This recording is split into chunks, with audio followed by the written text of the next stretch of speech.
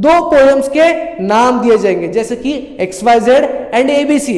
इन दो पोएम्स के नामों के बेस्ड पर आपको 6 क्वेश्चंस पूछे जाएंगे। उन 6 क्वेश्चंस में से कोई 5 क्वेश्चंस को अटेम्प्ट करना है, बट एक ही पोएम के कोई 6 क्वेश्चंस आप कर सकते हो।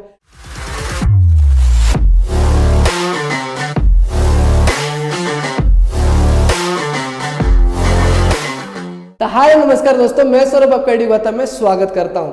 आज के वीडियो में हम लोग मराठी का पेपर पैटर्न जानेंगे।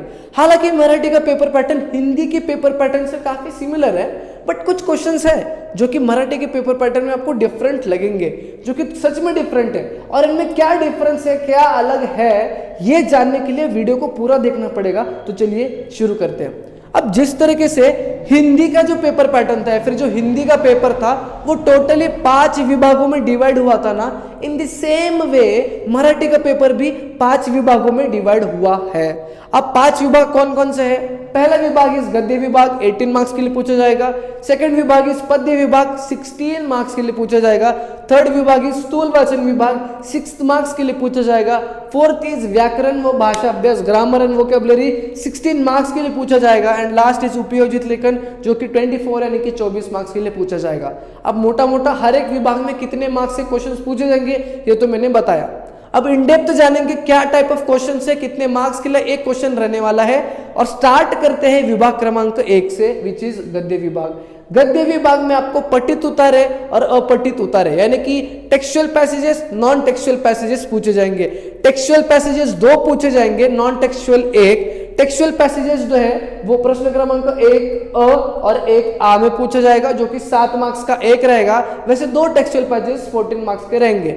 अब ये 7 मार्क्स का डिस्ट्रीब्यूशन क्या है, किस तरह से ये 7 मार्क्स आएंगे आपको? आकलन कृति से 2 मार्क्स, आकलन कृति से 2 मार्क्स और स्वमत कृति से 3 marks. Now what do we mean by स्वमत कृति? स्वमत कृति यानी कि उस पैराग्राफ के बेस पे आपको क्वेश्चन तो पूछा जाएगा, जिसका आंसर आपको आपके पॉइंट ऑफ व्यू से क्या है वो लिखना है, एंड कितना रिलेटेबल आपका आंसर है उसके बेसिस पे आपको भी मार्क्स मिलने वाले हैं। आकलन कृति तो आपको पता ही है, आकलन कृति मोस्टली ऑब्जेक्टिव टाइप क्वेश्चंस रहेंगे जो कि पैराग्राफ के बेस ही रहेंगे, जिसमें MCQs, filling the blanks, one word answer या फिर इनकम्प्लीट फ्लो चार्ट देंगे जिसको कंप्लीट करना है। ये सारे टाइप ऑफ क्वेश्चन आकलन कृति में पूछे जाएंगे। बात करते हैं प्रश्न ई, अपठित उतारा नॉन टेक्सचुअल, जिसमें 2 ही क्वेश्चन पूछे जाएंगे, आकलन कृति और आकलन कृति 2-2 मार्क्स का, जो कि 4 मार्क्स रहेंगे और ये 14 + 4 18 हो जाएगा। अब अगर आप इसके सेक्शन को ध्यान से देखते हो तो what you will get to see इस क्वेश्चन में आकलन कृति बहुत ज्यादा है, यानी कि इजी वाले क्वेश्चंस बहुत ज्यादा पूछे। तो what I expect from you guys is आपको 18 में 18 तो मिल ही जाना चाहिए, क्योंकि सारा सब कुछ तो पैसेज के बेस्ड पर ही है, उसी में से ढूंढ के लिखना है और सारे तो इजी क्वेश्चंस हैं, तो 18 में 18 तो आपको मिल ही जाना चाहिए। बात करते हैं विभाग क्रमांक 2 की, पद्य विभाग। पद्य यानी कि पोएम से रिलेटेड पूरा रहने वाला है। प्रश्न क्रमांक 2 अ में पठित पद्य है, जिसमें 4 टाइप ऑफ क्वेश्चंस पूछे जाएंगे, पठित पद्य, टेक्सचुअल, पोएम। अब आकलन कृति अगेन 2-2 मार्क्स के लिए 2 क्वेश्चंस है, जो कि 4 बन गए। थर्ड इज कवितेतील शब्दांचे अर्थ लिहिणे, यानी कि पोएम्स में से जो वर्ड्स दिए जाएंगे, कुछ वर्ड्स दिए जाएंगे, उनका मीनिंग आपको लिखना है, ये आपको 2 मार्क्स के लिए पूछा जाएगा। एंड काव्य सौंदर्य कृति आपको जो है वो 2 मार्क्स के लिए पूछा जाएगा। So what do we mean by काव्य सौंदर्य कृति? काव्य सौंदर्य कृति is all about explaining the meaning of a line given from a poem. उस आपके पोएम में से जो पोएम पूछा है उसमें से एक लाइन देंगे, एक फ्रेज देंगे, जिसका मीनिंग आपको आपके वर्ड्स में लिखना है। That is what we mean by काव्य सौंदर्य कृति, जिसमें 2 मार्क्स आपको मिलेंगे। बात करते हैं प्रश्न क्रमांक 2 आ की पद्य मुद्य कृति। अब this question is different and this was not in the Hindi का paper pattern. Now what is different in this question, we will get to know. पद्य मुद्य कृति, अब इसमें जो है ध्यान से सुनना, 2 पोएम्स के नाम दिए जाएंगे, जैसे कि XYZ and ABC। In 2 poems के नामों के बेस्ड पर आपको 6 क्वेश्चंस पूछे जाएंगे। उन 6 क्वेश्चंस में से कोई 5 क्वेश्चंस को अटेम्प्ट करना है, बट एक ही पोएम के कोई 6 क्वेश्चंस आप कर सकते हो। अब वो 6 क्वेश्चंस में से 5 आपको करने हैं, जिसमें से 1 मार्क्स के 2 क्वेश्चंस रहेंगे और 2 मार्क्स के 3 क्वेश्चंस रहेंगे। क्वेश्चन किस टाइप का रहेगा, जैसे कि ये जो ऊपर वाला पोएम का नाम है, इसका कवि कौन है, इस पोयम में कवि क्या कहना चाहता है, इस कविता में, मतलब जो कविता का नाम जो दिया है, इस कविता में जो है इस पैराग्राफ, इस लाइन का क्या अर्थ है, ये सारे मराठी में ही पूछा जाएगा। I am explaining you in Hindi ताकि आपको समझ में आए। समझ में आया? ओके। ये टाइप ऑफ क्वेश्चंस पूछे जाएंगे, 6 रहेंगे, 5 आपको करने हैं और इसके 8 मार्क्स मिल जाएंगे। 8 + 8 इज लाइक 16। नाउ मेरे हिसाब से what I want you to do is 16 में से 13 to 14 मार्क्स तो पक्के करने। हालांकि मैं जान सकता हूँ पद्य विभाग थोड़ा सा डिफिकल्ट जाता है, जिसमें हम मीनिंग जो है वो एग्जैक्ट मीनिंग नहीं बता पाते, जिसमें से 1-2 मार्क्स कट सकते हैं। But again what I am expecting from you guys is 13 to 14 तो आप स्कोर कर सकते हो। उस तरह से प्रिपरेशन जरूर करना। विभाग क्रमांक 3 स्थूल वाचन विभाग, इसमें प्रश्न क्रमांक 3 स्थूल वाचन स्वमत अभिव्यक्तीचा है। इसमें आपके टेक्स्ट बुक में जितने भी चैप्टर, जितने भी पोयम्स है, उनके बेस्ड पर क्वेश्चंस पूछे जाएंगे। 3 क्वेश्चंस पूछे जाएंगे, कोई 2 क्वेश्चंस को सॉल्व करना है। बट इन क्वेश्चंस की स्पेशलिटी ये रहने वाली है कि ये क्वेश्चन के आंसर हर एक स्टूडेंट का डिफरेंट रहेगा, क्योंकि इसमें हमें अपने ओन वर्ड्स में आंसर को फ्रेम करना है। वो कंडीशन देंगे, वो टॉपिक देंगे, या फिर वो कुछ देंगे क्वेश्चन में उस पर्टिकुलर चैप्टर में से। अब वो चैप्टर अगर हमने पढ़ा है, वो पोएम अगर हमने पढ़ा है, हमने टेक्स्ट बुक्स के सारे पोएम्स और जितने भी चैप्टर्स हमने आने वाले वो अगर पढ़ा है, समझा है, तो we will be able to answer, मतलब हम उस क्वेश्चन को आंसर कर पाएंगे, that too in our own words. तो उतना ही लिटरेचर पढ़ना भी बहुत ज्यादा इंपॉर्टेंट है, उसको समझना बहुत ज्यादा इंपॉर्टेंट है। यहाँ पर रट्टा मारने वाली कोई चीज है ही नहीं, समझोगे तभी अपने ओन वर्ड्स में लिख पाओगे। 2 क्वेश्चन सॉल्व करना है, 3 मार्क्स के लिए पूछा जाएगा, यहाँ पे आपको 6 मार्क्स इस तरह से मिल सकते हैं। बात करते हैं व्याकरण व भाषा अभ्यास, which is like vocabulary and grammar. Grammar and vocabulary 16 marks के लिए है, जिसमें से ग्रामर आपका 8 मार्क्स का है, वोकेबलरी आपका 8 मार्क्स का है। वेरी इजी, 3 टॉपिक ग्रामर के, 3 टॉपिक वोकेबलरी के, 3 6 टॉपिक्स कर लोगे प्रैक्टिस, 16 मार्क्स तो आपके पक्के जेब में जाएंगे। समझ में आया?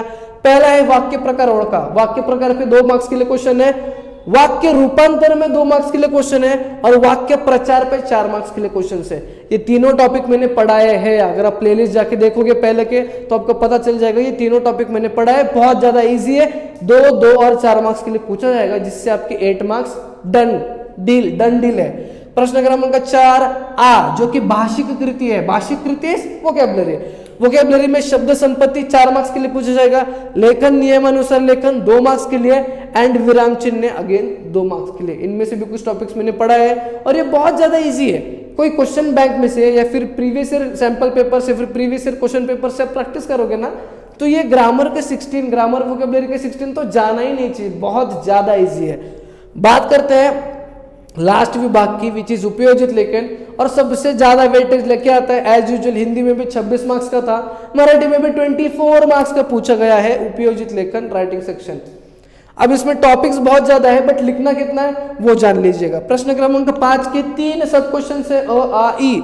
अ में पत्र लेखन और सारांश लेखन में ऑप्शन दिया है, लेटर राइटिंग और समरी राइटिंग में ऑप्शन दिया है, जिसमें से कोई एक लिखना है, वो भी होगा 6 मार्क्स के लिए। समझ में आया?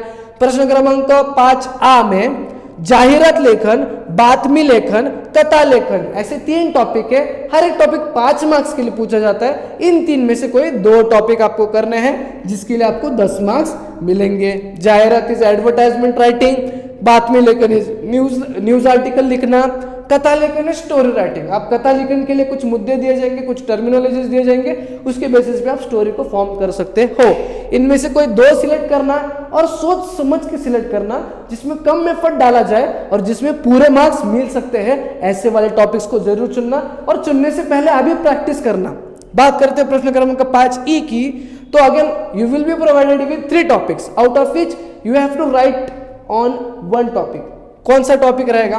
प्रसंग लेखन पूछे जाएगा, आत्मकथन पूछा जाएगा, वैचारिक लेखन पूछा जाएगा। अब प्रसंग लेखन क्या है?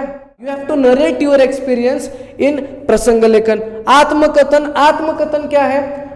They will be ask you कि आप एक लिविंग ऑब्जेक्ट हो या फिर नॉन लिविंग ऑब्जेक्ट हो, और आपके हिसाब से बाकी का सब कुछ, मतलब आपकी लाइफ कैसी चल रही है। फॉर एग्जाम्पल मैं ये डस्टर हूं, तो ये डस्टर की लाइफ कैसे चल रही है ये आपके ओन वर्ड्स में आपको बताना है कि कितने बार मैं घिसा जाता हूँ बोर्ड पे, मुझे कहाँ पे रखा जाता है, कहाँ पे नहीं रखा जाता है। ये सारी चीजें इस टाइप ऑफ क्वेश्चन मतलब इस टाइप का जो है वो आपको लिखना है आत्मकथन में।